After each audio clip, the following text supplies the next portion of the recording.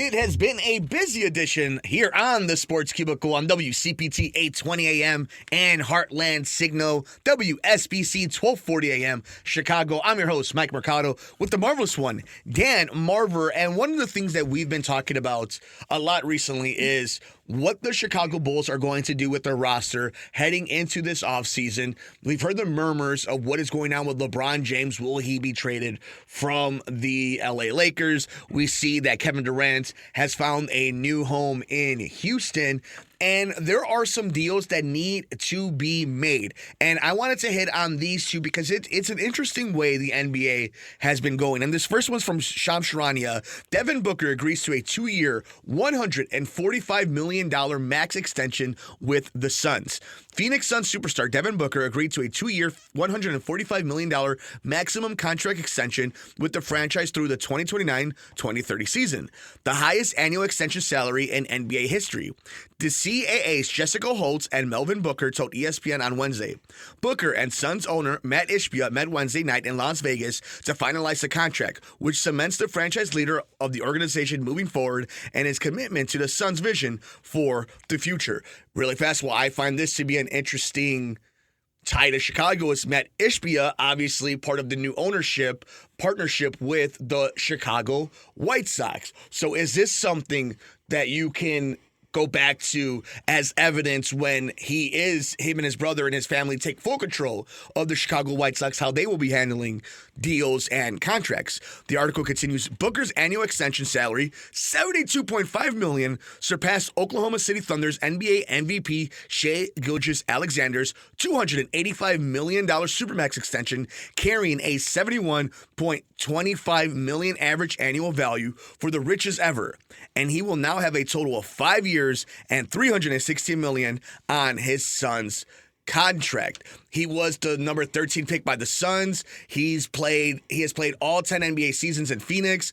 The 28-year-old Booker had involvement late in the Suns' head coaching search, meeting with prospective finalists and stamping out the hire of Jordan Ott. Booker, a 4-time NBA All-Star, 2-time All-NBA selection, and 2-time Olympic gold medalist for Team USA. Last season became the Suns' franchise career leader in points scored. Booker has averaged at least 25 points in each of the past 7 seasons, joining Milwaukee Bucks star Giannis Antetokounmpo as the only other NBA player to do so, according to ESPN research.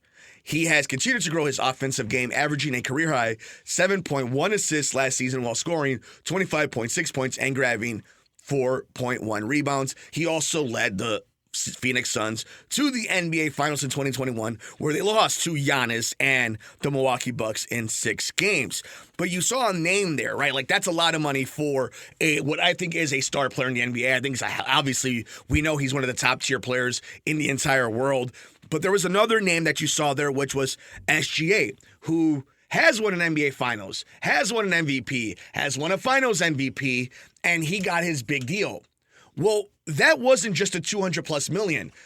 The OKC Thunder have spent another bunch of money, and that is to give an extension, a rookie max extension, to Chet Holmgren. This is also from Shams Charania. Oklahoma City Thunder star and 2025 NBA champion Chet Holmgren has agreed to a fully guaranteed 5-year maximum rookie contract extension that could reach $250 million, agent Billy Duffy of WME Basketball told ESPN on Wednesday morning. After missing 3 months during the season because of a hip injury, Holmgren returned in February and came back stronger to help lead the Thunder and their young core to the NBA title. Holmgren deal does not include a player option or team option. Oklahoma City officials will move toward locking in all NBA star Jalen Williams, who has momentum in his rookie extension talks. The second youngest team in NBA history to win an NBA championship, the Thunder have now locked in Holmgren and Link MVP and Finals MVP Shai Gilgeous-Alexander to long-term maximum extensions. On Tuesday, SGA signed a 4-year, $285 million contract extension through the 2030-31 season. Holmgren, 23, is part of a tight-knit Thunder core set to play with each other and contend for an NBA championship for several years to come. He was also the number 2 selection in the 2022 NBA draft. just some numbers since this is what he finished the season, averaging 15 points, 8 rebounds, 2.2 blocks, while shooting 49% from the field and 37.9% from three-point range. He went on to play in all 23 games during the OKC's title run, and his plus 169 plus minus was the best mark of any player in the 2025 postseason, according to ESPN research. So you have OKC spend over $500 million between two players, and they're going to re-sign Jalen Williams. So you know that number is going to go absolutely crazy, and it's going to exceed everything we thought. And you've seen how now Devin Booker is making his big-time money. What it means in this league to get your team to an NBA Finals, to a Western or Eastern Conference Finals, to make them legitimate is not only beneficial for your legacy, but quite frankly, the most important thing, it allows you to make generational wealth.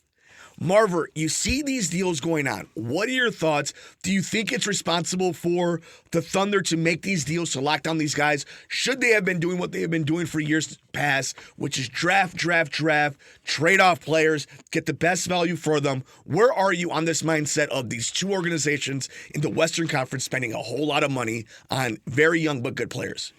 Well, it will work for them, I think. But here's my first reaction: is there a salary cap? I mean, after all, the Holmgren was a number 2 pick in the 2022 draft. I mean, he averaged 15 points, 8 rebounds, and 2.2 blocks, and 49% from the field, and 37.9 from beyond the arc.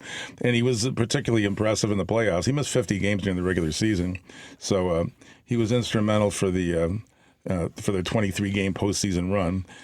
So. I mean, can you buy the championship? Like, these guys are locked up, so it's a young team, and these guys are young. So it looks like Oklahoma City is going to be in play for a while, but it just seems like it's getting a little out of control in my view. Well, I think it gets a little out of control when you start looking at what somebody like Josh Giddey is going to get paid. I am not one of these dudes. I'm not a sports hot take artist that is going to go in somebody else's pockets, right? This is something you and I have talked about for years, where it's like, if somebody wants to pay you it, take it. But I think it does put people and teams, organizations, fan bases in weird positions, because how much money is Josh Giddey going to make? And like, Josh Giddey's a nice player. Josh Giddey's going to make a lot of money, obviously, in the NBA. He's going to play a lot of basketball. But when you see some of these numbers, is he worth $40 million, Marver? Like, what type of player does it have to be to earn this type of contract? We know SGA is that type of player. We've seen him deliver. We've seen him be the MVP of the league, a finals MVP. In your opinion, all the basketball you've watched, all the NBA you've watched, what is the player that deserves, and I use the word deserve as it just is what it is. What is the type of player? Who deserves that type of cash? Anybody that can get it. According to the Sun-Times, Josh Giddey's not expected to get $30 million contract from Chicago. That's the latest from Bill Hayen of Yahoo. So I don't know what he's going to get, but he's going to get plenty. Of course, Casey Johnson's always on top of it. So so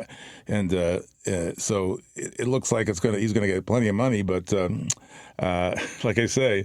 The team as it stands, the Bulls, I mean, you can look at their summer league, for example, and see what's going on. I mean, they're going to have Matas Buzelis playing in the summer league very, very little.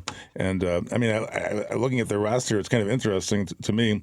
They have Noah in there, the draft pick, and they have a couple of centers, a guy named Olbrick and Muauko, who I've never heard of, and Pereira, Parrish, Miller are the forwards, Young, Primo, Poplar. There's nobody in that list that sticks out. Grill, Hickey, a familiar name, Jevon Freeman Liberty. Jevon is going to be playing. So actually, the big game, I think there's going to be the biggest eyeballs ever for a Dallas-Los Angeles summer game. I think that's today as we speak. So that should be interesting to see what happens with that. But you talk about everything that's going on.